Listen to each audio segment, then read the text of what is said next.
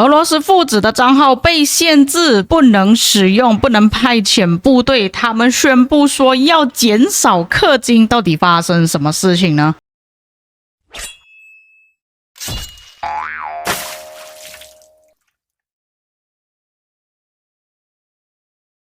？Hello， 大家好，我是一元，这个是俄罗斯父子的 YouTube 频道。那他这边就有说到，大家好，在这个星期五 UTC 15点的时候，他们将会开启一场直播，是专门针对代打封锁的这个话题，并且他是有建议我们要减少去花钱，或者是停止花钱，因为他这边是写 stop spending 啦，就是不要花钱，因为已经没有任何的必要再去买这么多的加速了。然后我们可以看到他这边的配图，从图片上面来看的话，他这个账号是 Wow Lion 的账号，那这个账号是谁操控我就不清楚，因为他这个频道其实比较多的画面呢都是放 Mr. Hope 的账号，但是可以看到这边的通知是说他这个设备不是常用的设备，所以他已经是不能再派遣部队出去了，现在已经是在限制状态。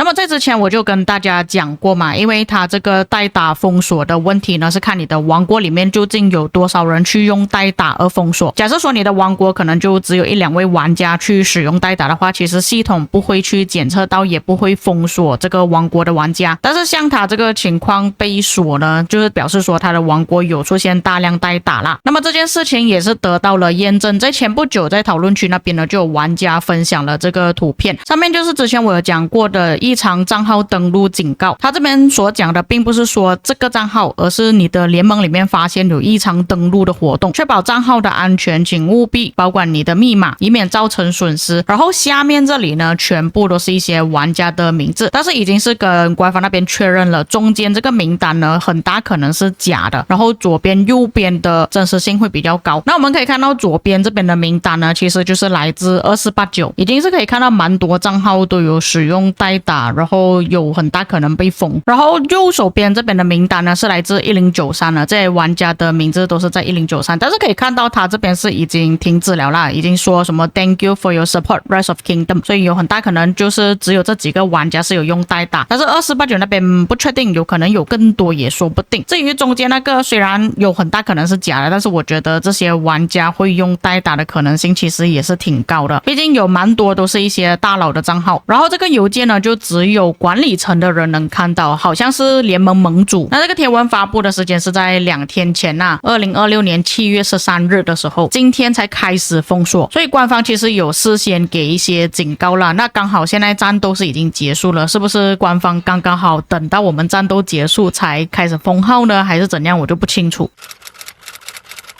那么至少我们这边知道了一件事情，就是不管你到底有没有花钱都好，只要你有用代打，只要你被官方检测到呢，你都是会被禁止。因为就如俄罗斯父子拥有30多亿战力也好，他的账号也是没有办法派兵出去，是真的做到一视同仁。那刚好有一个玩家他就发布了这个截图出来啊，所以可以看到其实俄罗斯父子他们发布这个公告说要求大家停止氪金这件事情呢，是发在失落之地那边的。因为他们打的这场 KVK 就是那种大型的先锋王国 KVK 啊，有不少的玩家都是会有用代打的。那他这个呼吁的方式呢，其实会有做到一些作用啦，如果那些大佬有看到的话。 OK， 那么我就开了失落之地的聊天室来看一下，确实就是他们自己所写的。那除了他刚刚写的东西之外呢，我还有发现到他有写另外的东西，就是还有包括不要在游戏里面继续充值了，下一次警告会导致账号封6个小时。因为第一次警告呢，它只是让那些非常用设备24小时不能登录而已嘛。第二次除了刚刚24小时不能登录的非常用设备之外，还有6个小时账号是完全不能使用的，不管你是常用设备也好，还是非常用设备也好，都是会被封的。那在这个失落之地里面看到 Canada 他还有在打架，也就是说 Canada 他的账号是没有事情的。然后 Goldfish Kim 也是，但是以他们这个情况来讲呢，不太可能没有用代打啦，是肯定有用用代打的。那可能他的代打是同一个人啊，就是没有经常换，所以才可以维持这么久，账号不会被封锁，或者是登录的玩家比较少。除此之外，哇莱恩这里还有写到莉莉丝根本不需要钱，我们得帮他们，我已经写信给他们了，正在等他们回复。如果他们的回复让他不满意的话，他就停止氪金，而且他还要退回之前在游戏中所花的费用。所以可以看到他们对于这件事情是感到非常的生气的。而且又看到其他的玩家说他们连小号也是被封了，可能那些小号也是比较多人登录吧。同时 Mr. Hope 他也是有分享一张图片，你们可以仔细看一下这张图片。在左上角这里的头像呢，就是 Mr. Hope 账号的头像，但是你们可以看这里的截图，它里面所写的内容其实也是一样的，就是检测到您的账号存在异常登录行为。那如果是联盟的其他玩家导致到的话，他会写已经检测到你的联盟有异常登录行为，而不是您的账号。所以也就是说，就连那个 Mr. Hope 的账号也是被检测说有用代打，他被封禁24小时，非常用设备不能够登录去玩。但是 Mr. Hope 的账号被封锁，我觉得这个是让我蛮感到惊讶的吧。因为你们可以看到在这几天呢，他都是自己直播的。你们可以看到在前面呢就有包括6小时、11个小时、5个小时半、2个小时半，几乎都是这个 YouTube 的频道在操控的。我不确定是不是同一个设备去操控，但是可以看到他在线时间其实还蛮长的，而不是说打2-3个小时就换给其他的玩家去操控。但是依旧还是收到这封邮件封锁了他的账号，所以他是2个账号都被封锁。在失落之地中，除了俄罗斯父子之外，还有包括其他玩家也是说他们不会再氪金了，甚至有些玩家表示，如果他们真的这样子封禁的话，就会导致成每个玩家在线时间可能就只有3个小时，就会变成 CD 主王国。还说莉莉丝毁了这场 KVK， 他决定要退出游戏了。但也有一些其他玩家有不同的观点啊，像这个玩家就觉得说，万国觉醒的主要收入可能是来自那些微氪玩家，而不是那种花很多钱的大佬账号。毕竟像我之前所说的，有可能这个游戏之中有好几千万的玩家都在玩这个游戏，如果每一个人都花1块钱的话，其实也是很大的收入。当然也有玩家反驳他说，大佬一天的开销就等于说大多数玩家都开销了。也有人等不及在明天之后官方就会发布了一些公告道歉之类的。但是我们这边看到大多数的一些回应啊，都是那种大佬的账号啊，或者是甚至都不是账号主人所给出的一些反馈，有可能是代打自己所说的，所以他们肯定会反对这件事情，反对这个邮件啊。那我们来看一下其他玩家的反应。那我们直接看俄罗斯父子这里发布贴文下面的一些留言，我是等了一段时间才来看这边的留言啊，看这些玩家讲了什么东西。不过由于有一些玩家他们写的语言可能不是英文啊，所以我需要一些翻译。那这个玩家就说，为什么不要建立一个不同的 KVK 呢？专门给这些氪金的大佬，可以让他们随便的去使用代打，而另外一个就给一些正常的玩家是完全不能用代打的，这样子问题就解决了。为什么莉莉丝不会想到这一点？问题在于有不少的大佬都反对禁止用代打的事情，因为会影响到他们的利益。但是从商业角度来看，来自成千上万普通玩家的长期收入远比来自少数氪金大佬短期利润更有价值。当玩家看到公平竞争时，他们就会留下来，一点一点的花钱，并持续玩上好几年，这才是成功的秘诀。其实我觉得这个玩家的回应是最好的回应，这样双方都不会影响到对方，而且你是在知情的情况下去玩这个游戏。有一些玩家觉得说，你一定要离开这个游戏，不要以为你花钱了你就有权利要求游戏公司满足你所有的要求。那我认为这个玩家所说的东西也是没有错的，因为如果官方他们一直迁就着大佬，一直跟随大佬的意愿去更改游戏的话，那这个游戏其实不会有存在更加多的 F2P 或者是小型的玩家，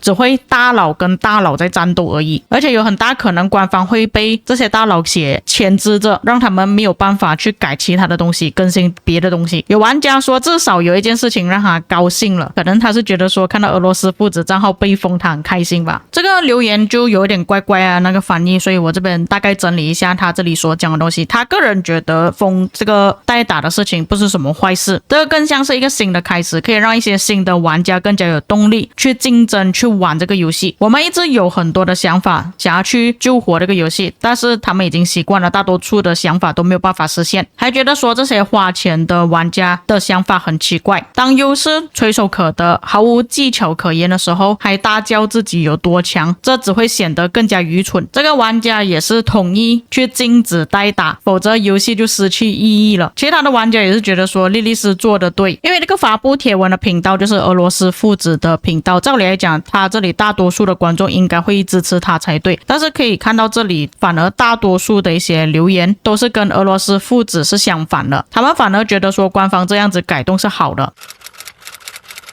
当然比较早期的一些留言是觉得说同意俄罗斯父子的看法，就比方说像这个这样子，那我们拭目以待莉莉丝的反应，如果没有这些大金主，这个游戏肯定会失去发展势头。或者是像这样子，当他看到禁止代打的公告的时候，他就已经在那时候说没有必要花这么多钱了。如果没有了这些大佬的开销，莉莉丝肯定会哀嚎，那他们还可以依靠什么呢？ F2P 吗？还有玩家认为说，之所以官方能够生存到现在，是因为有这些大佬的开销，他们才可以盈利。禁止代打无疑是一个愚蠢的决定。还有看那个比较特别的留言，就是说他们做的对，他们应该让那些号主自己去玩游戏，而不是找一堆代打，游戏应该公平。但是可以看到这边俄罗斯父子的 YouTube 频道的回应说，如果那些花钱的大佬全部都不买礼包了，你觉得这款游戏还会继续运营下去吗？还是说他们会倒闭？但是这个玩家回应的内容我觉得还蛮有意思的，他就说到，相信我，会有其他的大佬出现，他们会用自己的账号玩游戏，还有花钱，老玩家也会继续花钱，只是数量可能会比较少一点，可能没有像俄罗斯父子这样子花那么多啦。但是以目前来看，这款游戏正在走向深渊，而莉莉丝在想着办法扭转局势，这方面做得很出色。我认为他这个说法也算是正确的。同时间还补充到，这些代打只是会让一些数据比较漂亮，就这样子而已。游戏的重点在于玩游戏，享受游戏。他觉得说，如果只是花钱登录游戏看别人玩，然后你还得花钱给他们，那就没有什么乐趣可言了。他怀疑这个计划会对大佬账号有多大的影响。代打系统也不是一上线就立刻出现的，而且他们的出现并没有显著的提升礼包开销。另外一方面，这个新的机制限制实行起来可能会比较困难，因为有些玩家可以持续好几天沉迷游戏，限制他们这样子本身就不公平。他觉得他们应该会制作一些限制和没有限制的 KVK 地图，然后让伺服器也就是王国自己去决定如何公平的进行游戏。所以他这边的想法其实跟刚刚第一个我们看到的留言是差不多的，就是官方直接推出2个不同版本的地图就可以直接解决这个问题了，要用代打跟不要用代打，只是这样子会显得比较难看而已啊，就会让人家知道哦，你这个游戏还有分成有代打跟没有代打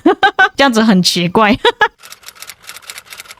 那这里我就稍微说一下我自己个人的看法，针对于这件事情，如果是以玩家正常玩家的角度来讲，确实这个代打封锁机制呢是好事情来的，玩家可以正常的去玩游戏，你就不会觉得很奇怪为什么这个账号可以持续24小时在线这么久。而且还是那句话，是太多人使用代打了，官方系统才会检测到说你这个联盟不安全，太多人用代打，他们才会进行封锁。而且如果我是正常玩家，当我知道我对面是正常的人而不是代打之后，我就可以放心的去花钱去买礼包，买水晶科技，去打 KVK， 而不是觉得说反正对面都是代打，反正我买礼包也是打不赢他们，为什么要买礼包，还不如我不要玩，或者是我直接选择弃坑。而且我在讨论区那边也是有看到一些玩家给出一些观点啊，就说到这一次3308、2489、1093、2359的 KVK， 你们可以发现到其实他们没有什么去烧旗帜，比较多时间呢都是在打野仗。当然这方面呢有可能是他们不想要去打建筑物啊，毕竟在早期水晶科技还没有提升之前，你去打建筑物其实是挺亏的，所以他们想要通过野战的方式去消耗对方。但是在普通玩家的角度会觉得说，这些玩家这些账号全部都只是为了要拿到更加高的击杀。那对于像俄罗斯父子这种账号，确实也是因为可以看到他们那个击杀是真的很夸张，排名很高的。因为这些大佬呢，他会在这个游戏里面建立账号，其实真的不是因为他有多爱这个游戏，我说实话，而是因为他们想要在这个游戏之种能够挂上自己的名字，他会觉得说这样子很威风这样子。但是对于多数的玩家而言，他们想要一个游戏体验，为什么 KVK 进行了这么久还没有把一根旗帜给打下来，或者是有进攻有推进，而是无尽的去追求击杀，这样子很无聊。但是对于大佬而言，就是这些有用代打的玩家而言，就是他根本没有什么时间去玩这个游戏的。如果官方想要赚他们的钱的话，他们只会花钱在这个游戏上面，然后找代打去帮他们服务而已。当我没有办法这样子去做的时候，我就会选择不花钱，就像俄罗斯父子这里所说的那样。所以如果你是站在俄罗斯父子的角度去想这件事情的话，其实他们的说法是没有错的，只是你看的角度不同的问题而已。毕竟我都已经花钱了，为什么你还要来限制我？那既然你都限制我了，我当然也有权利去停止氪金。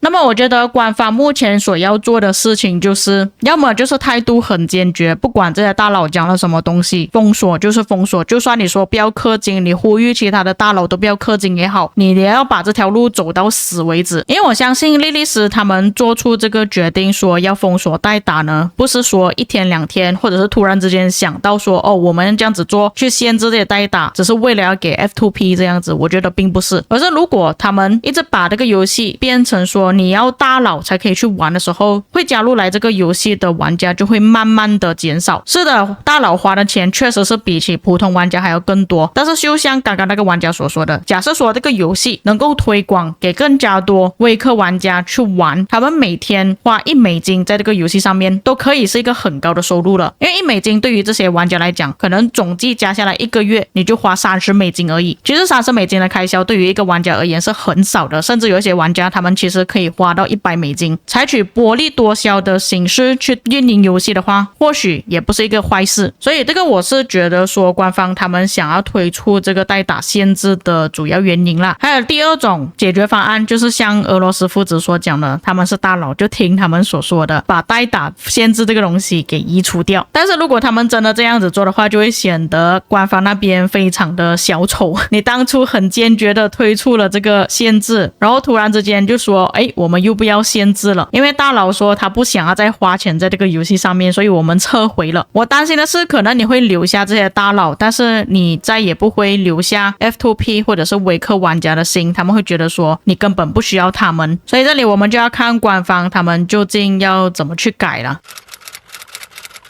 那原本我以为影片内容应该就会到刚刚为止，也没有想到官方突然在凌晨1点半的时候发布了这个邮件，然后现在是3点50分左右，还好我还没有睡觉，所以可以顺便加入进去我那个影片里面的内容啦，还不至于说我要分成2-3个影片。它那个邮件发布的到底有多么紧急，你们可以看到其实我游戏是用中文版本的，但是它连翻译都还没有翻译就直接发布了这个贴文，所以可以看到官方那边呢是真的非常紧张。所以这边我就翻译给大家讲一下，标题为大规模代练限制调整。他们发现到最近在失落之地里面针对大规模代练代打机制限制推出的先锋体验版期间出现了一些问题，他们结合了玩家的反馈，他们将对当前机制进行以下优化。首先第一点，优化常用设备检测，针对部分玩家的反馈常用设备检测不准确，以及没有考虑到某些正常切换设备场景的问题，他们将优化常用设备检测逻辑，以确保能够覆盖绝大多数正常设备切换场景。这里跟大家分享一下我们这边遇到的情况，就是我的朋友他是有用手机跟 iPad 的情况下，他的 iPad 不能够登录游戏，他并没有跟人家分享一些账号，他只是自己用而已，依旧也是被封了。第二点，临时关闭联盟非常用设备限制，在常用设备算法更新上线之前，他们将临时关闭应触发联盟触发器，而对所有联盟成员施加的非常用设备派兵队伍限制，以避免那些正常玩游戏的玩家在某些设备切换场景下游戏体验受到干扰。也就是说，我们可以默认为这场 KVK 其实已经是不存在代打限制了，因为他们已经临时关闭掉。但是他们这边最后还是有在强调说啦，对于那些系统已经明确判定存在大规模代打行行为的账号相关的限制措施将会继续保持生效。所以我想知道俄罗斯父子的账号有没有被解掉。最后他们还有说，他们始终致力于打击破坏与公平游戏环境的大规模代练行为，但同时也充分理解玩家们在设备使用上灵活性的需求。对于本次先锋体验给部分玩家带来不便，他们深表歉意。所以这个就是官方邮件里面所写的东西。那么我已经是去问了其他的玩家，他们都说现在已经是没有问题了，他们可以正常的派部队出去。因为照理来说，像昨天好像是下午时间的时候才发的那个邮件，现在这个时间点应该是没有解锁才对，因为它是封禁24小时嘛。但是他们现在已经可以操作的情况下来讲呢，就是官方已经取消了这个限制。所以总结来说，官方依旧还是小丑。